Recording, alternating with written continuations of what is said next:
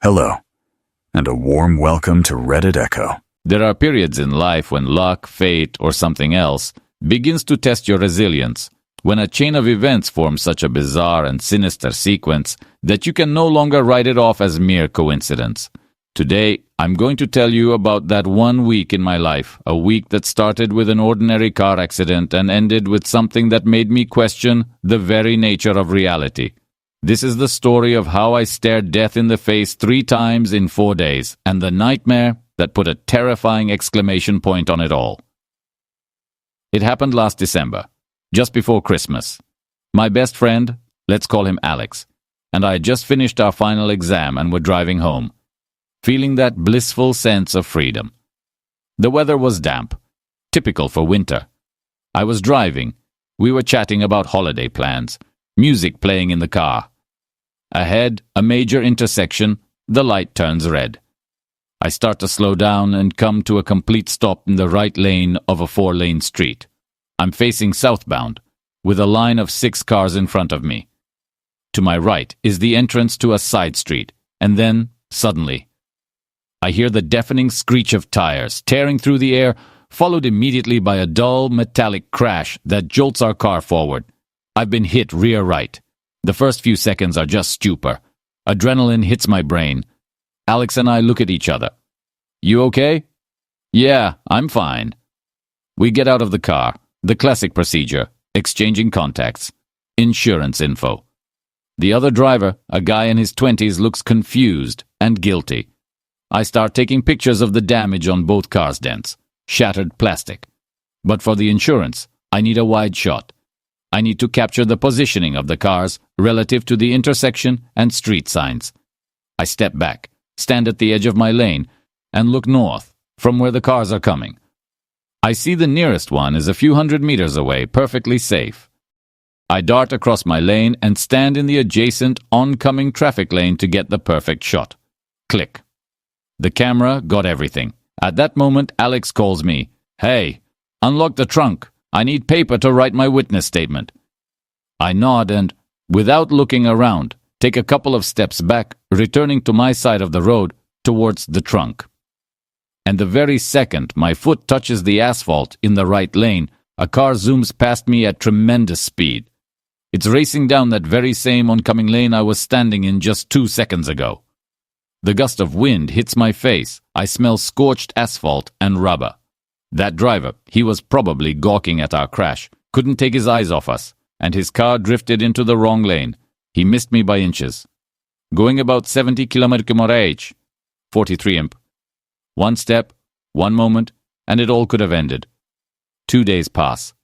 The shock from the accident has subsided a bit, and Alex, a couple of other friends, and I decide to blow off some steam and go paintballing. The atmosphere is fun, competitive. After a few games, we return to the lobby, masks off, sweaty and happy. The golden rule in the lobby, safety on the marker, that's the paintball gun, and a barrel cover on. I'm leaning against a wall, resting. Alex comes over and asks to borrow money for more paintballs. My back is still against the wall. I just lean to the right to pull my wallet out of my pocket and hand it to him. At the very moment the wallet passes from my hand to his, I hear a sharp, wet splat against the wall, right at head level. I slowly turn my head. Right opposite where my face was a second ago, a bright paintball splatter is spreading on the wall. Dead silence falls over the lobby. Everyone is staring at a teenager across the room, who's turning pale as a ghost. Turns out he was putting his marker down on a table, and the retention bungee for the barrel cover snapped, letting the cover fall off. At the same time, by an incredible coincidence, the safety mechanism broke. An accidental discharge occurred. A paintball fired at 250 feet per second, hitting an unprotected eye. That could have been a life-altering injury. A second coincidence. A second save. Another 2 days pass. I'm out drinking with the same crew, walking down a major street. I'm a naturally fast walker, and my friends, chatting leisurely, keep falling behind. I walk, stop, turn around, wait for them to catch up, and walk again. Our bar is already close. It's cold outside, and I'm getting a bit tired of this routine. I look back and see they're still quite far. Whatever, I think. I'll just head there. They'll catch up. I'm about to keep walking, but for some reason, I stop. Some internal feeling, an inexplicable impulse. I turn around and shout to them, "All right, I'll meet you guys inside." And just as I utter these words, I hear a wild, beastly engine roar from behind. I turn around and see a silver Porsche speeding down the street like a maniac. It loses control, swerves, and hits the western wall of a building right in front of me at a perfect right angle. The impact was so violent that more than half the engine compartment crumpled, all airbags deployed, and the windows turned into fine dust. I froze, unable to move. The trajectory. If I hadn't stopped to shout to my friends, if I had kept walking, I would have been exactly in the spot where that Porsche met the wall. For the third time in a week, my life was hanging by a thread, and some invisible force pulled me back once more. Morning comes on December 26th, Boxing Day. I'd been in and out of sleep all night, partly from the anticipation of going shopping with Alex, partly from the accumulated nervous tension. And that night, I had a nightmare, the most vivid and realistic nightmare of my life. I'm leaping out of the open panel door of a van with a rope in my hand. I don't know why, but in the dream's logic, it's perfectly clear. A killer is chasing me, and I have to immobilize him. My feet hit the ground, and I realize it's my own driveway. I run inside the house, slam the door, and tie the rope tightly to the front doorknob, knowing that the one who wants me dead is tied to the other end. I run around the house, locking every lock and bolting every window. With trembling hands, I dial 911. "Police, ambulance, fire department," I say, gasping. "I need help. There's an intruder in my house, a killer."